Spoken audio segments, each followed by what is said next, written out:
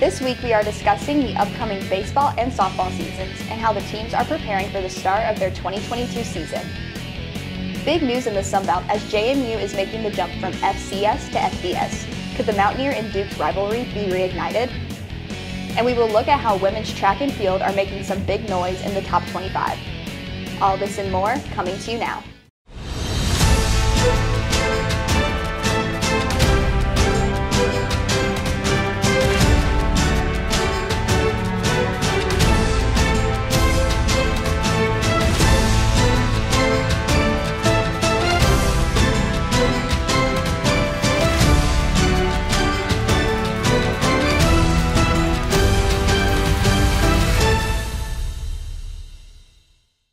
Welcome to the A-Game. I'm Allie Powell alongside Chris Daniels and Eric Fisher. Starting off with a little NFL recap, Bengals are shocking the world with their huge win over the Chiefs in overtime, and Matthew Stafford is finally making a Super Bowl appearance. What are y'all's reactions to the history last week? Yeah, I mean, it was a crazy game, but obviously you said Matthew Stafford, so happy for him. He suffered in Detroit for a while. I mean, no one, I don't think, wants to play in Detroit for that long. But, and he made it out, and now he's thriving with the Rams, and it's great to see, but also Joe Burrow. Joe Burrow is something about him, he's just like a winner, He had it in LSU, and then it seemed like last year, I feel like a lot of people, instantly doubted him. He had the bad ACL injury, really bad injury, and he came back really early, and he just had a great, quick recovery, and, I mean, that was incredible, but also, I mean, I don't know, something about the Bengals team. They just have this winning mentality. Yeah, the Bengals really do have a winning mentality, especially when they're behind someone like Joe Burrow, who just been able to dominate in his second season. And honestly, he got hurt with that leg injury in his 10 games in. But honestly, I kind of count this as the first season. Yeah. Because he didn't really get to play that real full first NFL season. So honestly, he's been able to do this in his first season, been able to kind of have people actually have the discussion of maybe he can be kind of like Tom Brady or kind of the new age of great quarterbacks. So I feel like he's kind of going to be in one of those conversations soon. Yeah, and I think a really big thing that the Bengals are doing well, and they're going to have to continue to do it in the Super Bowl, is just spread the wealth on their offense. They are so talented in their skills positions that many other teams, especially in the NFL, and I mean, the Rams have this blessing too, but I mean, they just have depth. You have T. Higgins, Tyler Boyd, Jamar Chase, obviously one of the best receivers in the league, probably win Offensive Rookie of the Year, at least I hope he will. He's playing out of his mind. Joe Mixon is finally finding his game and playing at a really consistent level. Obviously, Joe Burrow. So I just think if they can use all these players well, not just focus on Jamar Chase or just focus on Tyler Boyd or T. Higgins or Joe Mixon, just spread the wealth on offense, and they will find success from that. And then the Rams, throw it to Cooper Kupp. I mean, he's one of the best route runners right now in the NFL, and it's showing. And I think if you get a one-on-one matchup with Eli Apple, especially in man-to-man, I think you target that. And Matthew Stafford, he's a smart quarterback. Hold on to that matchup. Yeah, absolutely. I definitely think that both playoff games were like comeback games. Like the end of regulation for the Bengals and the Chiefs game was like crazy. It was a tie, and then overtime, Evan McPherson, the kicker, made that clutch field goal. And then the 49ers and the Rams game, Cooper Kupp really did his stuff and had a really great game. So it'll be super exciting to see.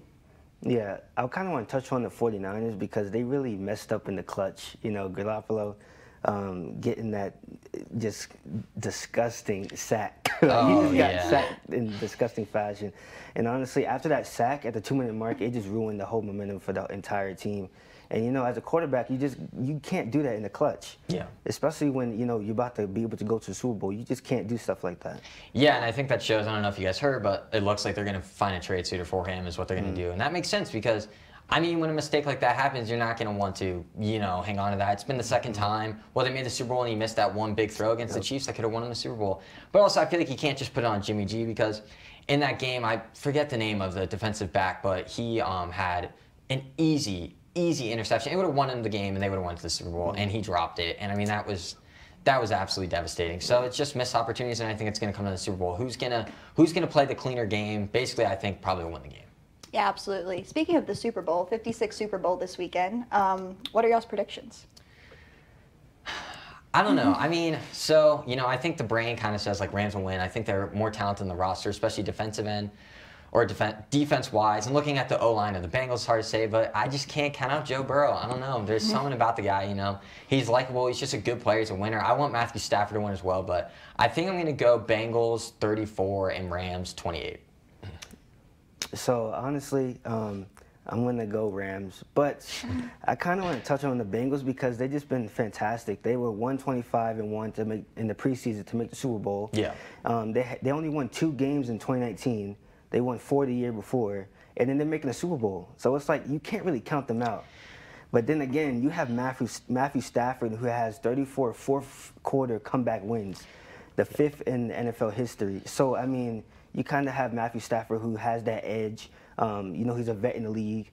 You know, Joe Burrow's second season, getting to that vet status, you know, doing things in his second season that people haven't. So I'm going Rams 27-20. Gotcha. I definitely think that it'll be a tight game for sure. I think when you're looking at strictly the quarterbacks, you know, Joe Burrow, it's his second season in the NFL. He is young, and Matthew Stafford, he has all of this experience behind him. Maybe not with, you know, the Rams, but he is coming from the Detroit Lions and 12 seasons under his belt, so he does have quite a lot of experience on Joe Burrow. So, but I'm picking the Rams, and I'm thinking they're going to take it 27-24. Yeah, and like you said too, Chris, kind of about like the Bengals. I think a major thing that's going to come down here for the Bengals is Zach Taylor and his play calling. Because sometimes from the Chiefs game, I was like, wow, he might be the worst play caller I've ever seen in my life. And then other times, I'm like, where did this come from? He's like an offensive genius. So it's just going to be like, really, can they be consistent? And also, along with the Bengals, Matthew Stafford, he's a great quarterback, but he does make a lot of mistakes here and there, and he throws a lot of interceptions, I mean, pretty consistently in his career. He does a lot of kind of like just 50-50 passes, like we've seen, obviously, at App State, that's a big thing we do. But I think if the Bengals can really force him into these uncomfortable throws and get into the passing lane, especially in some of these crossing routes, and try to jump the route on Cooper Kupp or Odell Beckham Jr., I think they can find success and force some turnovers and win the game. Yeah, absolutely. Transitioning now to App State basketball, what should we be looking for the matchups against Georgia Southern? Once again, I think with the men's team, I mean, Chris, you touched on it last week, Adrian Delph. He's just doing his thing like always. And we suffered a tough loss against Texas State the other night. But I don't like with this team. It's just college basketball can be very inconsistent sometimes. But we already found success against Georgia Southern already this season in a pretty solid win. So I think Justin Forrest, you know, he finds his game, he plays well, and if he's still coming off the bench, he'll have a good game. But just really the guard play is very important for this team. But we've seen leadership. I'm really not too worried about this game for the Mountaineers. Honestly, I think it's gonna be a really dominating win. Just one, because we're hot right now, especially in the month of January. And then also we're playing at the Rock. We're playing at home. You know, as we talked about last week, people come into the games now because we're winning. And also, as you talked about, we beat them on January 22nd, 70-62. So obviously, we have the number already. And again, Adrian Delph, another week talking about him. He's been great every single game. In that game against Southern, he dropped 24 points, and then he was able to keep one of the guards he was defending, Kamari Brown, to 9 points in 27 minutes. So obviously, again, he has his number. And that's kind of the matchup I'm looking for, just on the App State side of things, because I want to see Adrian Delph dominate again. And I just think the App State are going to dominate in this game. Yeah. Yeah, I think that, you know, App is first in the Sun Belt and Georgia Southern is 8. So I think that there is definitely something to be said about those standings. I think Georgia Southern struggles to put up points against very competitive opponents. And App State is a very competitive opponent. So I think that they will struggle to put up some big numbers. Again, Adrian Delph, can't talk about him enough, averaging 17 points per game. And then big man Donovan Gregory has been putting up 10 points a game, doing some really good work under the basket. So ultimately, I think App State will secure the win. Yeah, I think they know they're the better team, but they just got to keep the positive mentality, and I think Coach Kearns will keep them doing that. He's a good coach, and he cares about his guys, and he wants them to always win, so I think they won. We have to take a short break, but don't go anywhere because we've got more from Eric and Chris on App State basketball. We will take a look at how the upcoming baseball and softball seasons are shaping up.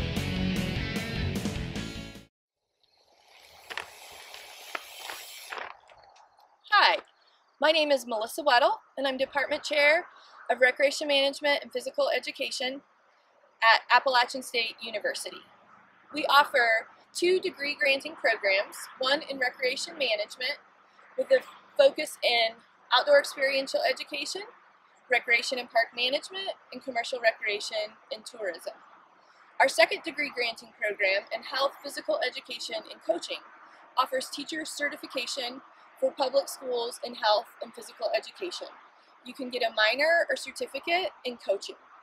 We are the front porch to the Beaver College of Health Science, where our focus is on quality of life, wellness, and physical activity. We're located in the beautiful mountains of Boone, North Carolina, so come join us, check out our website, or take a class.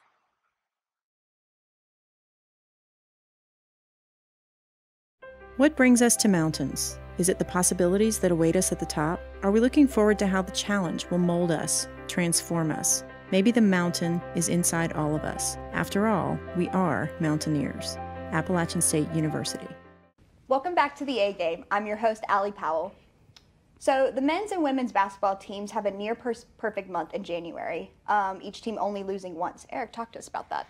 Yeah, the men's team, honestly, with both teams, I thought, like, at the beginning of the season, I was a little worried. You know, had, like, shaky starts, and, like, some games, they would look like this, like, perfect team almost, and then other games, they would really struggle. And we saw the men's team go on the road to Chapel Hill and Duke, and I think we kind of expected the result that we got with losses, but something in January, I don't know what happened. Maybe teams would, like, especially when they came to Boone, they were like, oh my God, it's so cold or something. I don't know. And then they struggled, but, like, something just clicked within this team. And I think, especially too, I went to one of the women's games earlier in the season, and I noticed this, they just have really good chemistry. And I think eventually you just got to be patient on that. And it definitely, just, like with the men's, they've had a consistent group, but with the women's team, I mean, I knew, like, even if this team was struggling, they would eventually find their game, and they are, and they're on a win streak currently, so they're a really solid and just well-built team. And the men's team, I mean, we've talked about him, Adrian Delph, he's just, like, he's able to, like carry a scoring load if he has, but then guys like Justin Forrest, Donovan Gregory, CJ Huntley, they're able to, like, hold their own as well. So I think that's just a really balanced team, and both teams just have great chemistry, great leadership on the floor and on the bench with the coaches, so it just works out perfectly for all of them. Yeah, I think, you know, what you talked about from December, you know, we lost 4 games, but 2 of them were against Duke and Carolina. So like you said, you know, those games we was going to lose. You know, exactly. We're not one of those schools that have the best recruits every single year. Yeah. But again, so I think when they play teams like that, I think they kind of get an edge because they're like, okay, I'm facing this great team. You know, maybe we can do this. Yeah. So I'm pretty sure they came into January, you know, we ended 8-1. You know, they came in and it was like, okay, we got to make a statement this month because we can't just go and play Carolina and Duke and just, you know, just play bad.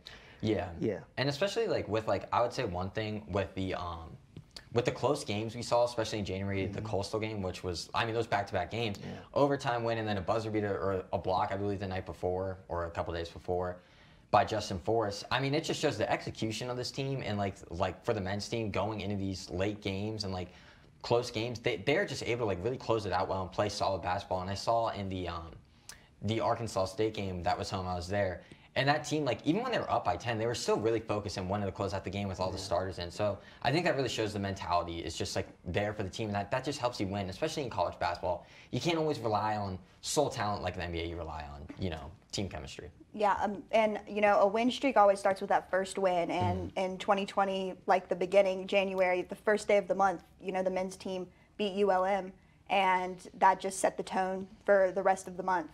And they just hung on to that momentum and just, you know, kept it going. It was really, really awesome for them.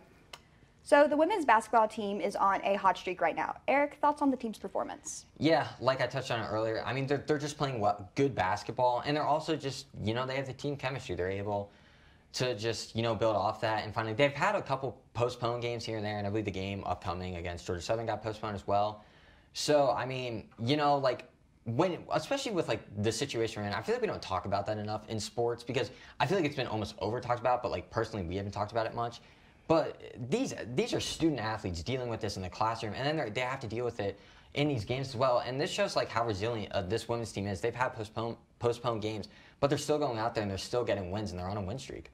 Yeah, I feel like, you know, one of the biggest things for App State women's basketball this season, you know, is a transfer, Alexa Alesh. You know, coming from Seton Hall, we're a pretty average basketball team, but coming into an App State basketball program, like you talked about earlier, you know, they were sitting together for years, you know, freshmen now, seniors, not transferring, being able to hone their game. You know, I think it helped a lot. She's been able to play incredibly well for this team, averaging 13 and 9, you know, and having 15+ point games the month of January. So obviously she's one of the big components of the team.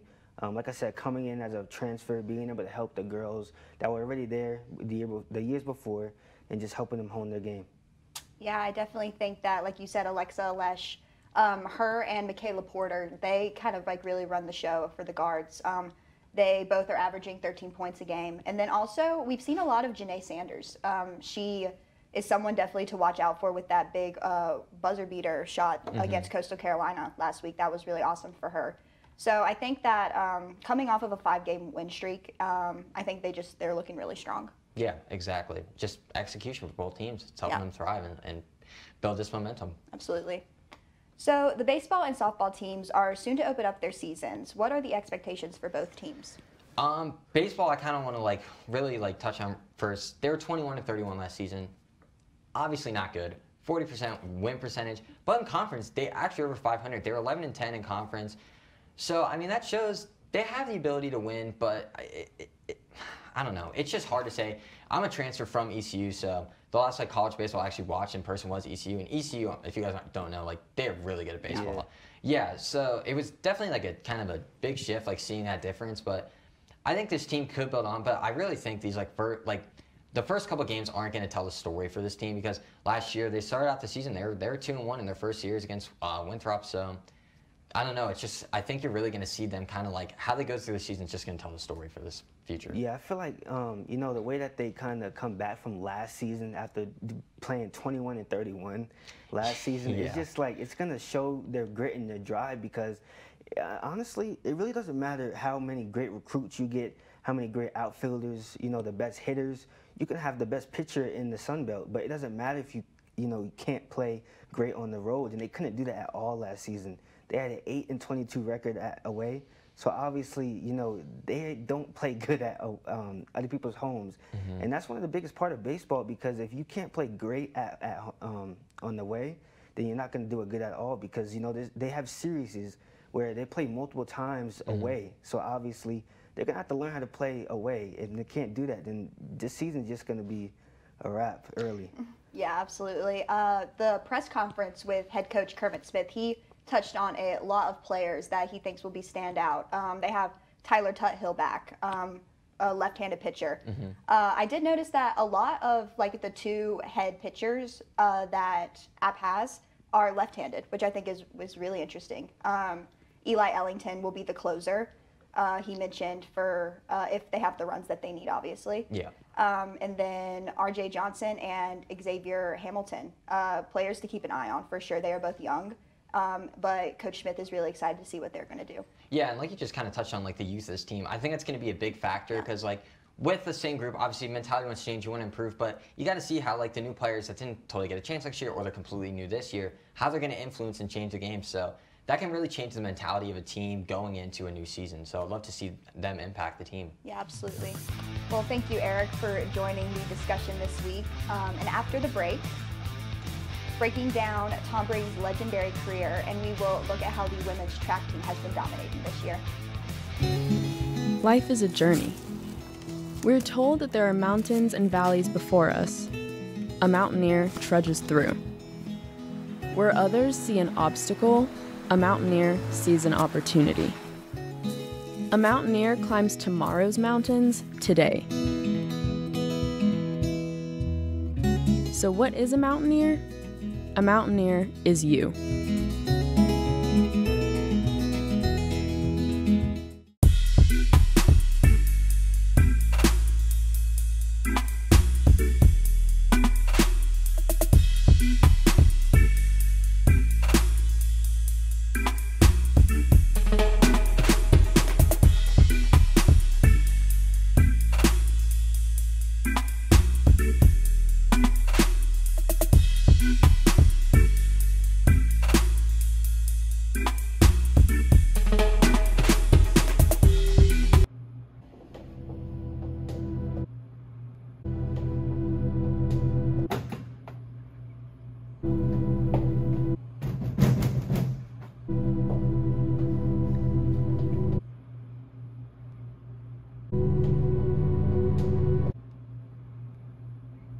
Up late upstate, Sundays at 9. Get out of here.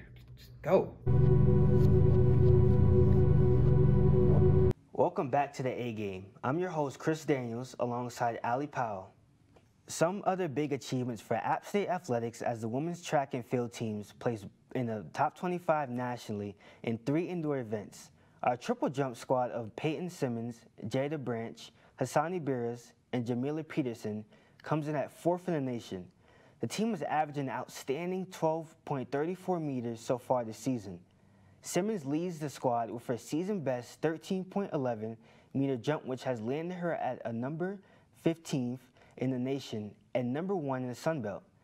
The women's long jump squad of Simmons, Branch, Peterson, and Taylor Smith is averaging 5.84 meters this season, which lands the team at 15th in the nation.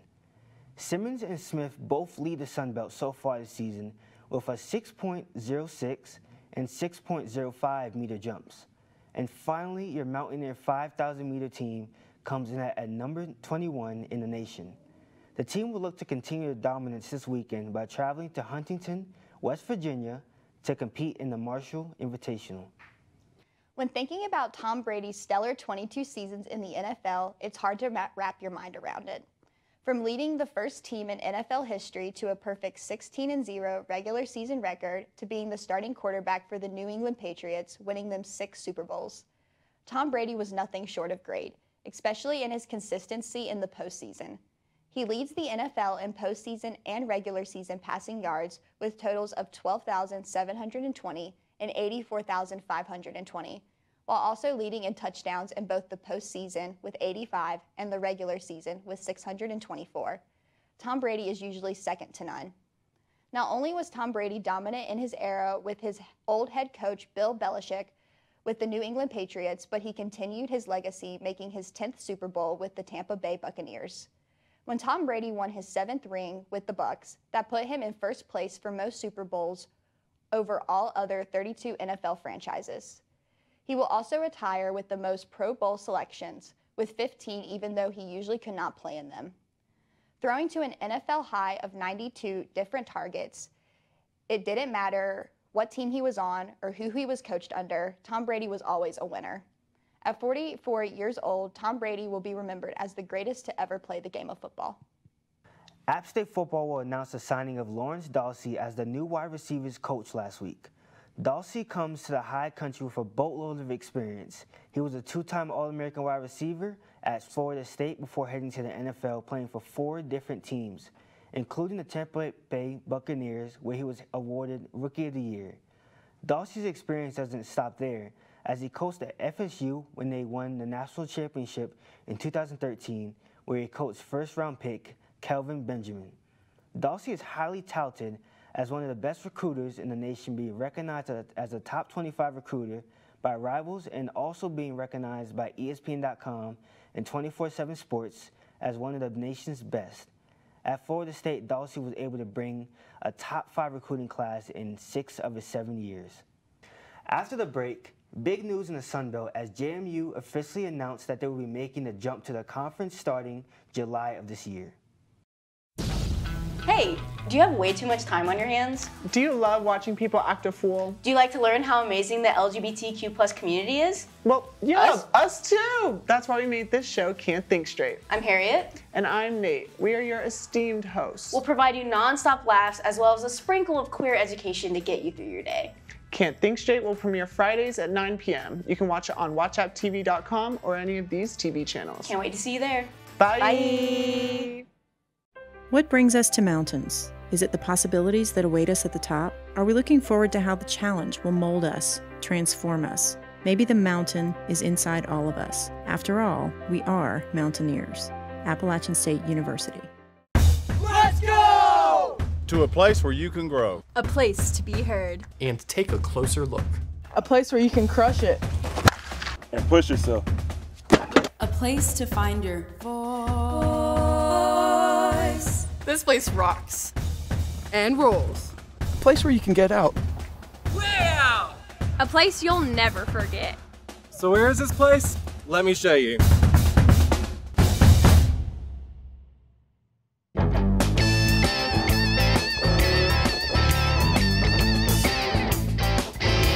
Welcome back to the A Game. I'm Allie Powell alongside Chris Daniels. Last season, we mentioned the potential addition of 4 new Sunbelt teams. They were Marshall, Old Dominion, Southern Miss, and JMU.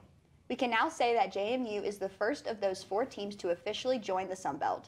That's right, the Dukes will officially be a Sunbelt team starting July 1st of this year. Here's what JMU Athletic Director Jeff Bourne had to say about the move. We're excited for this. I think it's a wonderful new chapter for JMU to be a member of the Sun Belt and what that will afford. The fact that we'll be having FBS games in the stadium this fall is an exciting day for us. It was originally said that JMU would fully join the conference by 2023. Here is what Sunbelt Commissioner Keith Gill had to say about this early entry. And I can't tell you how excited I am to have that timetable accelerated. We're just through the moon that we can have JMU be a full member of our conference a year sooner than we thought. It's not easy going from FCS to FBS, and to be able to do it in essentially one season's time is remarkable. And I think that is because they've been preparing for this for a long time. This isn't something they started thinking about yesterday. They really have been working through a plan year over year and executed that plan. So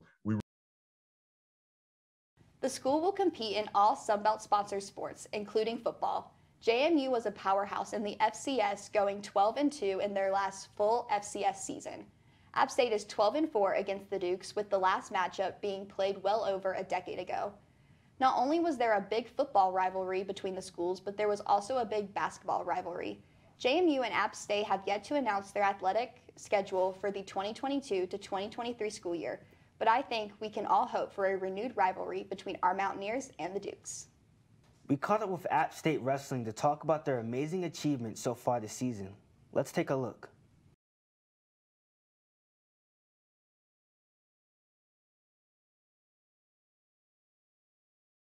I'm Jack Warner, and this is App TV's The A-Game. Today, I'm here with Jonathan Millner, App State wrestler and SoCon Wrestler of the Month, 2021 NCAA All-American, and also newly ranked number 4 in the Intermat rankings for the 149 weight class. Jonathan, how's it going? It's going good. Thank you for having me. So, first of all, I just want to say congratulations for that number 4 ranking in the Intermat rankings. That's amazing.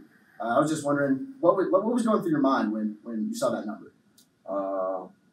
Honestly, it's just a number. You know, if you ask, me and your top level wrestlers, the number is just to help you get you where you want to go, your final goal. And honestly, our final goal is to be more than just All-American. We accomplished that. I want to be the first national champ for this program, and I think it'll be really good to just, have that light shed on our program. And I want to be one that brings it to us, and I think we've got a lot of good guys on our team that could do the same. But yeah, it's good to get that recognition because, App State, we don't get a whole lot of recognition from a lot of rankings. So that definitely is a positive step, and I think it's positive for the whole team, not just me. So can you tell me what kind of work goes into being a top 5 wrestler in Division I wrestling? Well, a lot of work, I guess. I mean, a lot of time. It's a lot of repetition, and you gotta. I think in order to be a top 5 wrestler, you gotta have a certain amount of confidence too. It's borderline cocky, in my opinion. A lot of people don't see it. I don't really show it a lot. I'm pretty humble. But if you ever look at, a lot of top guys, the top wrestlers, you see them. If you look at them and you don't really, understand and digest what they do, you can see them and it can be perceived as being cocky. And that's one thing you got to have in order to be that. You got to be confident. You got to think you're the best, and if you really want to be the best. And I think that's the key distinction between, really jumping levels and reaching, the top step on the podium. Right. Okay.